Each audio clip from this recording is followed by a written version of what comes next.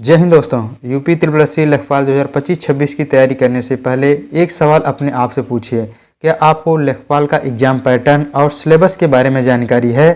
क्योंकि ज़्यादातर स्टूडेंट मेहनत की कमी से नहीं, सही जानकारी और सही स्ट्रेटजी से बाहर होते हैं।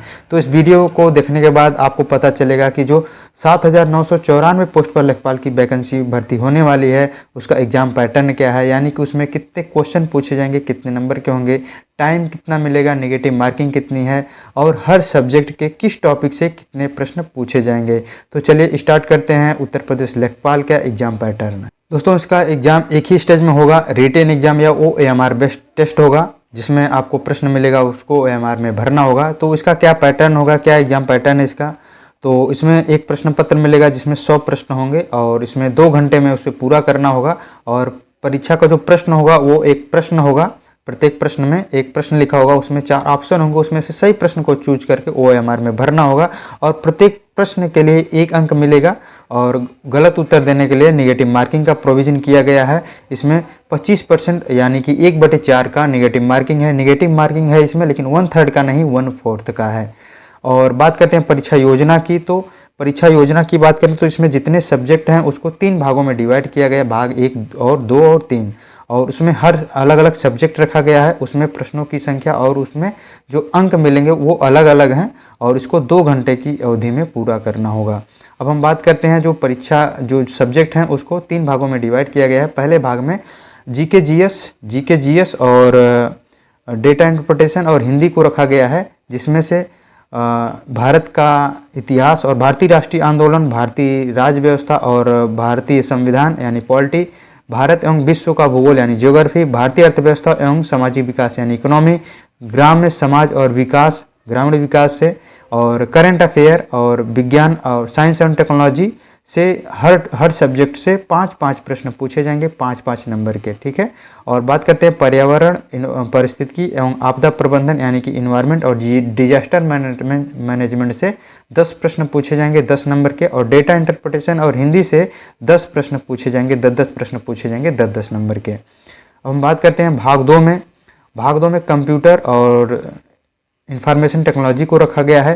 कंप्यूटर और इंफॉर्मेशन टेक्नोलॉजी की क्या अवधारणा है और इस क्षेत्र में अभी करंट में कौन सी जो है टेक्नोलॉजिकल डेवलपमेंट और इनोवेशन हुआ है, इसका ज्ञान आपके पास होना चाहिए। यहाँ से दोस्त 15 प्रश्न पूछे जाएंगे, 15 नंबर के। अब हम बात करते हैं भाग 3 में उत्तर प्रदेश स्पेशल से प्रश्न पूछे जाएंगे, जो कि 20 प्रश्न पूछे जाएंगे, 20 नंबर के, यानी कि उत्तर प्रदेश स्पेशल का वेटेज 20% रखा गया है। यानी कि सारे सब्जेक्ट से 100 नंबर के प्रश्न पूछे जाएंगे, 100 अंक के, और इसे 2 घंटे यानी 120 मिनट में पूरा करना होगा। अब हम बात करते हैं सिलेबस का, यानी कि हर सब्जेक्ट से किस किस टॉपिक से प्रश्न पूछे जाएंगे।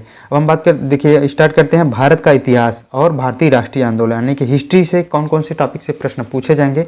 तो भारतीय इतिहास के अंतर्गत सामाजिक, सांस्कृतिक, आर्थिक और राजनीतिक पक्षों की जानकारी होना चाहिए। भारतीय राष्ट्रीय आंदोलन, स्वतंत्रता आंदोलन, राष्ट्रीयता का अभ्युदय और स्वतंत्रता प्राप्ति के समय सार परख जानकारी, ये इस टॉपिक से प्रश्न पूछे जाएंगे हिस्ट्री से। अब भारतीय राज्य व्यवस्था एवं भारतीय संविधान यानी पॉलिटी से भारत में संवैधानिक विकास, भारतीय संविधान, भारतीय राजनीतिक व्यवस्था और शासन, पंचायती राज एवं स्थानीय स्वशासन, लोक नीति और आधिकारिक मुद्दे, सामुदायिक विकास सहित राजनीतिक प्रणाली का जानकारी होना चाहिए। और बात करते हैं भारत एवं विश्व का भूगोल यानी कि ज्योग्राफी से। तो इसमें भारत के भूगोल के अंतर्गत देश की भौतिक, सामाजिक और आर्थिक भूगोल, कृषि, बागवानी, वानिकी एवं पशुपालन, जनसंख्या एवं नगरीकरण का प्रारूप, स्मार्ट सिटी एवं स्मार्ट विलेज से संबंधित जानकारी होना चाहिए। विश्व भूगोल के बारे में भी जानकारी होनी चाहिए। अब हम बात करते हैं इकोनॉमी, भारतीय अर्थव्यवस्था और सामाजिक विकास की। तो यहाँ से जो है कि भारत में आर्थिक नियोजन, उद्देश्य एवं उपलब्धियाँ, नीति आयोग की भूमिका, सतत विकास लक्ष्य SDG और सरकार के बजट के अवयव तथा वित्तीय प्रणाली, भारत में कृषि, उद्योग एवं व्यापार, वाणिज्य का विकास, भारत में स्वतंत्रता के बाद भूमि सुधार, और भारत में वैश्वीकरण तथा उदारीकरण के प्रभाव और औद्योगिक नीति में परिवर्तन तथा इनके औद्योगिक विकास पर क्या प्रभाव पड़ा, यहाँ से क्वेश्चन पूछे जाएंगे। आधारभूत संरचना, ऊर्जा, बंदरगाह, सड़क, विमान, पत्तन और रेलवे से टॉपिक से प्रश्न पूछे जाएंगे। अब हम बात करते हैं ग्रामीण समाज और विकास से किस टॉपिक से प्रश्न पूछे जाएंगे। तो ग्राम्य विकास भारतीय संदर्भ में ग्राम विकास कार्यक्रम, ग्राम विकास योजनाएं एवं प्रबंधन, ग्राम विकास शोध प्रणालियां, ग्राम स्वास्थ्य योजनाएं, ग्रामीण सामाजिक विकास, ग्राम विकास और भूमि सुधार, केंद्र व राज्य सरकार की ग्राम विकास से संबंधित योजनाएं। इस टॉपिक से प्रश्न पूछे जाएंगे। अब बात करते हैं राष्ट्रीय, नेशनल और इंटरनेशनल करंट अफेयर्स से भी क्वेश्चन पूछे जाएंगे। जो अभी हाल ही में इवेंट हुए हैं वहाँ से क्वेश्चन पूछे जाएंगे। हम बात करते हैं विज्ञान और प्रौद्योगिकी की। तो विज्ञान और प्रौद्योगिकी से साइंस एंड टेक्नोलॉजी, विकास एवं राष्ट्रीय सुरक्षा में भारत की विज्ञान और टेक्नोलॉजी नीति का दैनिक जीवन में क्या प्रयोग है, साइंस एंड टेक्नोलॉजी में भारतीयों की उपलब्धियां और प्रौद्योगिकी की स्वदेशीकरण और नवीन प्रौद्योगिकी का विकास, द्वि-अनुपयोगी और तकनीकी उपयोगी प्रौद्योगिकियां। और कुछ और टॉपिक शामिल हैं जैसे स्पेस टेक्नोलॉजी, डिफेंस टेक्नोलॉजी, ऊर्जा स्रोतों, नैनो टेक्नोलॉजी, सूक्ष्म जीव विज्ञान, बायोटेक्नोलॉजी के क्षेत्र में जागरूकता होना चाहिए, बौद्धिक संपदा अधिकार यानी कि intellectual property right and digital right से संबंधित मुद्दे के बारे में जानकारी होना चाहिए। अब हम बात करते हैं पर्यावरण, पारिस्थितिकी और आपदा प्रबंधन यानी कि इन्वायरमेंट और डिजास्टर मैनेजमेंट किस टॉपिक से प्रश्न पूछे जाएंगे। तो पर्यावरण सुरक्षा एवं पारिस्थितिकी तंत्र, वन्य जीव संरक्षण, जैव विविधता, पर्यावरण प्रदूषण एवं क्षरण, पर्यावरण संघात आकलन तथा जलवायु परिवर्तन पर सामान्य मुद्दों से संबंधित जानकारी होना चाहिए। आपदा प्रबंधन से कौन कौन से टॉपिक हैं। भारत में आपदा, गैर पारंपरिक सुरक्षा एवं संरक्षा की चुनौतियों के रूप में आपदा न्यूनीकरण एवं आपदा प्रबंधन, आपदा प्रबंधन अधिनियम 2005, राष्ट्रीय आपदा प्रबंधन प्राधिकरण NDMA, राज्य आपदा प्रबंधन प्राधिकरण SDMA, राष्ट्रीय आपदा मोचन बल NDRF, राज्य आपदा मोचन बल SDRF तथा भारत में आपदा प्रबंधन के क्षेत्र में कार्य कर रही विभिन्न संस्थाएं। विश्व स्तर पर आपदा न्यूनीकरण और आपदा प्रबंधन के क्षेत्र में किए जा रहे प्रयास और उपलब्धियों के बारे में क्वेश्चन पूछे जाएंगे। यानी कि पर्यावरण का जो कोर टॉपिक है वहाँ से, और आपदा प्रबंधन में आपदा कौन कौन सी आती हैं और आपदा प्रबंधन में कौन कौन सी फोर्स हैं, कौन कौन सी एजेंसियां हैं जो भारत में काम करती हैं, यहाँ से रिलेटेड क्वेश्चन पूछे जाएंगे। हम अगले टॉपिक को देखते हैं। अगला टॉपिक है डेटा इंटरप्रिटेशन से कौन कौन सा टॉपिक इसमें रखा गया है जहाँ से क्वेश्चन पूछे जाएंगे। डेटा इंटरप्रिटेशन आंकड़ों का व्याख्या एवं विश्लेषण करना है, सांख्यिकी विश्लेषण, ग्राफ और डायग्राम जिनसे अभ्यर्थियों को सांख्यिकी और ग्राफिकी डायग्राम संबंधी प्रस्तुत सूचना से सामान्य ज्ञान संबंधी परिणाम निष्कर्ष निकालने की क्षमता का फर्क हो सके। डेटा इंटरप्रिटेशन से जो भी क्वेश्चन पूछे जाते हैं उसको आपको हल करना होगा। और बात करें सामान्य हिंदी की, तो इसमें शासकीय, अर्धशासकीय, वैयक्तिक और व्यावसायिक समस्याओं का निराकरण हेतु संबंधित को संबोधित पत्र, कार्यालय आदेश, अधिसूचना और परिपत्र संबंधी प्रश्न पूछे जाएंगे। वर्ण और ध्वनि विचार में कौन कौन से टॉपिक रखे गए हैं। उच्चारण, लेखन, स्वर, व्यंजन, मात्रा, पहचान, प्रयोग और ध्वनियों का वर्गीकरण से प्रश्न पूछे जाएंगे। शब्द रचना के टॉपिक में संधि और संधि विच्छेद, समास, उपसर्ग और प्रत्यय से प्रश्न पूछे जाएंगे। शब्द प्रकार में तत्सम, अर्ध तत्सम, तद्भव, देशज, विदेशज से प्रश्न पूछे जाएंगे। संज्ञा, सर्वनाम, विशेषण, क्रिया, अव्यय, क्रिया विशेषण, संबंध सूचक, विस्मय, निपात के से प्रश्न पूछे जाएंगे। शब्द ज्ञान की में क्या क्या रखा गया है। शब्द ज्ञान में पर्यायवाची, विलोम, शब्द युग्मों का अर्थभेद, वाक्यांश के लिए सार्थक शब्द, समश्रुत, भिन्नार्थक शब्द और समानार्थी शब्द, और शब्द उपयुक्त शब्द चयन और शब्द संबंधवाची शब्दावली से प्रश्न पूछे जाएंगे। अगला टॉपिक है शब्द शुद्धि, और अगला टॉपिक है व्याकरणिक कोटियाँ, प्रसर्ग, लिंग, वचन, पुरुष, काल, वृत्ति, पक्ष और वाच्य से क्वेश्चन पूछे जाएंगे। वाक्य रचना में सरल वाक्य रचना क्या है और उसका क्या प्रकार है, सरल, संयुक्त, मिश्र और वाक्य शुद्धि से प्रश्न पूछे जाएंगे। विराम चिन्हों का प्रयोग, मुहावरे और लोकोक्तियों से प्रश्न पूछे जाएंगे। यानी कि इसमें छंद, अलंकार और रस को छोड़ दें तो हिंदी व्याकरण के सारे टॉपिक लगभग इसमें शामिल किए गए हैं, और इसमें लेखक और रचना से भी प्रश्न नहीं पूछे जाएंगे क्योंकि ये सिलेबस में नहीं है। यहीं से प्रश्न पूछे जाएंगे हिंदी के। हम आगे बात करते हैं भाग 2, जो दूसरा भाग है उसमें से किस किस टॉपिक से प्रश्न पूछे जाएंगे।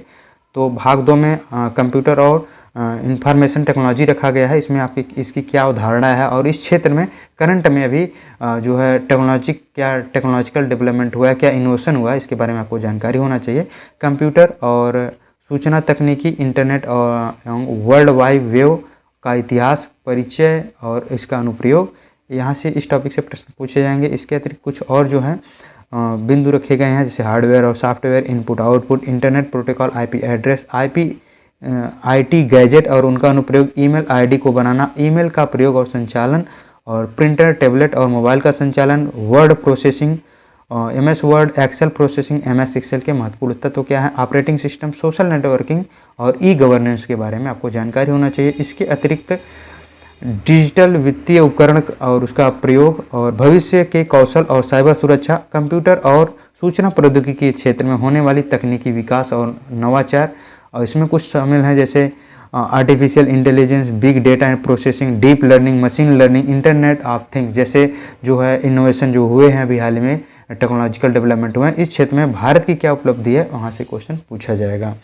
अब हम बात करते हैं आगे भाग 3 में। भाग 3 में जो है उत्तर प्रदेश स्पेशल जो है से क्वेश्चन पूछे जाएंगे। उसमें उत्तर प्रदेश की इतिहास, संस्कृति, कला, वास्तुकला, त्यौहार, लोक नृत्य, साहित्य और क्षेत्रीय भाषाएं, विरासत, सामाजिक रीति रिवाज और पर्यटन, भौगोलिक परिदृश्य और पर्यावरण, प्राकृतिक संसाधन, जलवायु, मिट्टी और वन्य जीव, खान और खनिज, अर्थव्यवस्था और कृषि, उद्योग, व्यवसाय और रोजगार, राज्य व्यवस्था एवं प्रशासन और समसामयिक घटनाएं एवं विभिन्न क्षेत्रों में उत्तर प्रदेश राज्य की उपलब्धियां। यानी कि उत्तर प्रदेश में हिस्ट्री है, उत्तर प्रदेश का history, culture, geography, polity, economy, environment और करंट से रिलेटेड क्वेश्चन पूछे जाएंगे। अब हम बात करते हैं दोस्त, कंपटीशन के इतने भरे दौर में काफ़ी कंपटीशन रहने वाला है, तो आपके पास एक अच्छी स्ट्रेटजी होनी चाहिए। बहुत सारे स्टूडेंट जो हैं अपने तरीके से पढ़ेंगे, जो है यूट्यूब चैनल है उनका भी हेल्प लेंगे। आपको भी जो अन्य स्टूडेंट कर रहे हैं उतना तो करना ही करना है, उसके अतिरिक्त जो है आपको और ज़्यादा करना होगा, तभी आपका सिलेक्शन होगा। क्योंकि जितना सभी लोग करेंगे उतना आप करेंगे तो आप भी उन्हीं के बीच में शामिल रहेंगे। तो तैयारी अगर सिलेक्शन चाहिए तो आपको भीड़ में नहीं रह के, भीड़ से हट करके सही दिशा और सही स्ट्रेटजी से आगे बढ़ना होगा। आप अपनी अच्छी स्ट्रेटजी बनाइए, उसमें जो है उसको फॉलो करिए। ठीक है, अगर उसमें से कुछ बातें मैं बता रहा हूँ, उसमें अगर आपको अच्छी लगे तो उसमें शामिल करिए। जैसे आप सिलेबस निकलवा लीजिए, जो हमने सिलेबस डिस्कशन किया उसका मल्टीपल रिवीजन करिए, 2 बार, 3 बार, 4 बार, 5 बार, 6 बार, 7 बार, जितना हो सके उतने बार करिए। आप नहीं करेंगे तो आपको आगे पीछे वाला जो है वो ज़रूर करेगा। ठीक है, इसलिए आपको भी करना होगा। हो सकता है, ऐसा नहीं है कि मैं बोल रहा हूँ तो नहीं पाएगा, हो पाएगा, लोग करते हैं। ठीक है, और जो यूपी त्रिपक्षीय आयोग है उसका प्रीवियस ईयर क्वेश्चन जो है निकलवा लीजिए, या आपको अलग अलग प्लेटफॉर्म पे मिल जाएंगे, उसको हल करिए और मॉक टेस्ट लगाइए और अपनी एक अच्छी स्ट्रेटजी बनाइए। खुद की अपनी स्ट्रेटजी होनी चाहिए। आपका मंजिल है, आपको रास्ता तय करना है। हम लोग तो सिर्फ एक साथी हैं, कुछ दूरी आपका साथ देंगे, लेकिन आपको उस रास्ते पर लास्ट तक चलना है जब तक मंजिल मिल ना जाए। और एक अच्छी स्ट्रेटजी बनाइए और उसको पूरी अनुशासन से और पूरे समर्पण से उसको पूरा करिए।